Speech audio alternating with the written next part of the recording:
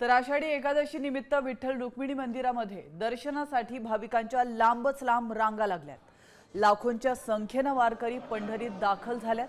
आजच्या पवित्र एकादशी निमित्त रुक्मिणी मंदिराला आकर्षक अशा फुलांची सजावट करण्यात आली आहे। तुम्ही ही दृश्य पाहताय, अतिशय मन मोहून टाकणारी ही दृश्य आहेत। संपूर्ण पंढरी विठू भक्तीच्या रंगामध्ये तल्लीन झाली आहे।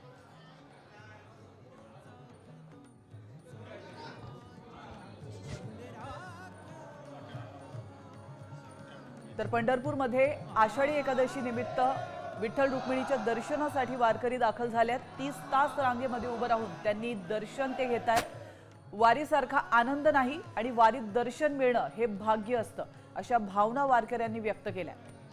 विठ्ठल मंदिरातून आमचे प्रतिनिधी सचिन जाधव यांनी वारकऱ्यांशी विशेष संवाद साधलाय। थेट जाऊयात।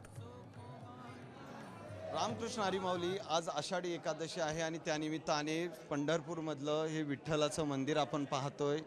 साम टीव्हीच्या प्रेक्षकांना खरं तर आषाढी एकादशीच्या निमित्ताने हे विठ्ठलाचं थेट गाभाऱ्यातून आपण दर्शन दाखवतोय की या ठिकाणी जवळपास 20 लाखाहून अधिक वारकरी पंढरपूरमध्ये दाखल झालेत आणि त्यांची दर्शन रांग ही सगळी पाहतोय।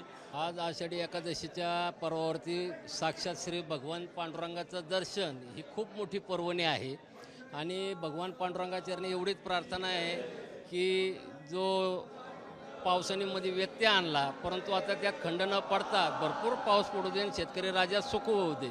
आज अगदी पांडुरंगाचं दर्शन घेऊन मन प्रसन्न झालं। प्रत्येकाच्या वारकऱ्यातला हा सुवर्ण क्षण असतो जो आतुरतेने एक वारकरी वाट पाहत असतो। खूप मन प्रसन्न होत आहे की विठ्ठलाला भेटलोय आम्ही। सुनेचा दिवस आज अमृत झाला असे आज मला वाटले आणि माझे मन बहरून आले।